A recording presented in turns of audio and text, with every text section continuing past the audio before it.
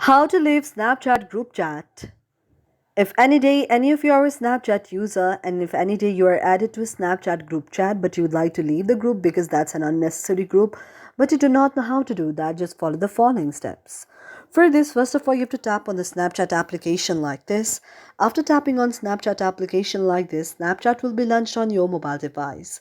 After that, you have to go to the message like icon, and after tapping on the message like icon, you can see an interface like this will appear.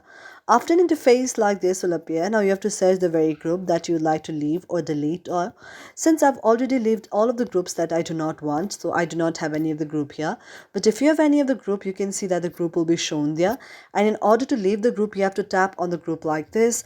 For example, if I have tapped on the person like this, and here on this very icon itself, you can see the option of leave the group, and you have to tap on leave the group, and then you can just leave the group very nicely. Thank you for watching our video, and if you really like it, do not forget to subscribe our channel.